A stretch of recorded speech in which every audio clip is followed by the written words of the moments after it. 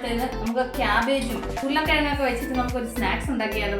വൈകുന്നേരം വരുമ്പോൾ മക്കൾക്ക് ഒരുപാട് ഇഷ്ടപ്പെടും. ഞാൻ വെറുതെ ഇന്ന് ബോറടിച്ചപ്പോൾ ഞാൻ വിചാരിച്ചു എന്തെങ്കിലും ഒന്ന് ഉണ്ടാക്കാമെന്ന് വിചാരിച്ചു.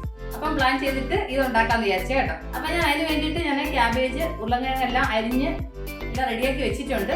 ഇത് നമുക്കത് ഉണ്ടാക്കാൻ തുടങ്ങിയാലോ. അതിനുവേണ്ടി ഞാൻ ഒരു അരമുറി ക്യാബേജ് 2 ഉരുളക്കിഴങ്ങ് നന്നായിട്ട് ചീകിയിട്ട് വെള്ളത്തിനകത്ത് കഴുകിയെടുത്തതാണ് കേട്ടോ. അപ്പോൾ അത് രണ്ടും കൂടെ നമുക്ക് ഈ പാത്രത്തിലേക്ക് ഇട്ട് കൊടുക്കാം.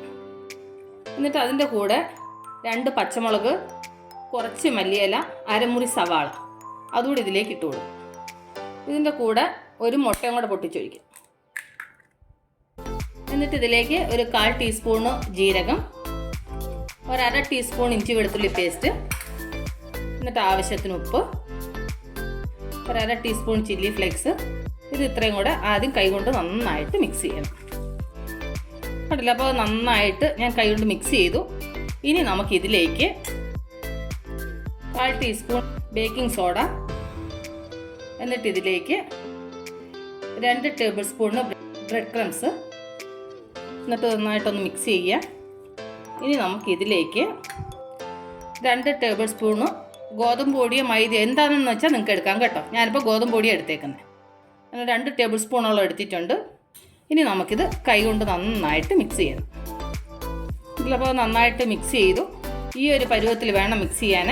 നമുക്ക് ഇതുപോലെ സ്പൂണിനകത്ത് ഇങ്ങനെ കോരി എടുക്കാൻ പറ്റുന്ന രീതിയിൽ ഉണ്ടാവണം. ഒരുപാട് വെള്ളം പോലെ ഒന്നും ആവാൻ പാടില്ല.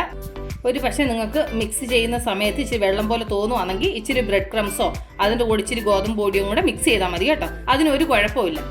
ഇനി നമുക്കിത് ഫ്രൈ ചെയ്തെടുക്കണം. അതിന് വേണ്ടിയിട്ട് സ്റ്റൗ കത്തിച്ച് പാനടപ്പ് വെക്കട്ടെ. പാൻ നന്നായി ചൂടായി ഇതിലേക്ക് കുറച്ച് എണ്ണ ഒഴിച്ചു കൊടുക്കാം. ഒരുപാട് എണ്ണ വേണ്ട. ഇനി എണ്ണ ഒന്ന് ചൂടാവണം. എണ്ണ ചൂടാവാൻ തുടങ്ങിയിട്ടുണ്ട്. നമ്മൾ റെഡി ചെയ്തത് കുറേശ്ശെ എടുത്ത് ഇതുപോലെ എണ്ണയിലേക്ക് ഇട്ടിട്ട് നമുക്ക് ഫ്രൈ ചെയ്തെടുക്കാം. ഒരുപാട് തീ കൂട്ടി വെക്കണ്ട. മീഡിയം ഫ്ലെയിമിൽ ഫ്രൈ ചെയ്താൽ മതി. അപ്പോൾ അതിൻ്റെ ഒരു സൈഡ് ഒന്ന് ഫ്രൈ ആകും. അപ്പോൾ അതിൻ്റെ ഒരു സൈഡ് ഫ്രൈ ആയിട്ടുണ്ട്. നമുക്ക് തിരിച്ചിട്ട് കൊടുക്കാം. ആ സൈഡ് അതുപോലെ ഫ്രൈ ആകും. ഇനി ആ സൈഡും കൂടെ നന്നായിട്ടൊന്ന് ഫ്രൈ ആകും. അപ്പോൾ ആ സൈഡ് ഫ്രൈ ആയെന്ന് നോക്കാം. കണ്ടില്ല, അപ്പോൾ 2 സൈഡ് നന്നായിട്ട് ഫ്രൈ ആയിട്ടുണ്ട്. അപ്പോൾ ഞാനിതൊന്ന് സെർവിങ് പ്ലേറ്റിലോട്ട് മാറ്റിയിട്ട് ബാക്കിയുള്ളത് ഇതുപോലെ ഫ്രൈ ചെയ്തെടുക്കാം. പോയി കൈ മുഖം കഴിയിട്ട് വന്നു കഴിഞ്ഞാൽ ഒരു സ്നാക്ക് തരാം. കണ്ടില്ല, അപ്പോൾ നല്ല ക്രിസ്പി ആയിട്ടുള്ള നമ്മുടെ സ്നാക്ക് റെഡി ആയിട്ടുണ്ട്. അപ്പോൾ ഇത് ഞാൻ കഴിച്ച് എങ്ങനെയുണ്ടെന്ന് പറയുന്നതിനെക്കാട്ടി നല്ലത് എൻ്റെ അപ്പൂസ് സ്കൂളിൽ നിന്ന് വന്നിട്ടുണ്ട്. അവന് കൊടുത്തിട്ട് എങ്ങനെയുണ്ടെന്ന് അവൻ പറയും. അപ്പോൾ അവൻ കഴിച്ചിട്ട് അഭിപ്രായം പറയട്ടെ. കഴിച്ചിട്ട് എൻ്റെ ടേസ്റ്റ് എങ്ങനെയുണ്ടെന്ന് പറയാം. കഴിച്ച് നോക്കുന്നത് ഞാനത് കഴിച്ചോണ്ട് വെള്ളം ടേസ്റ്റ് ഉണ്ടോ?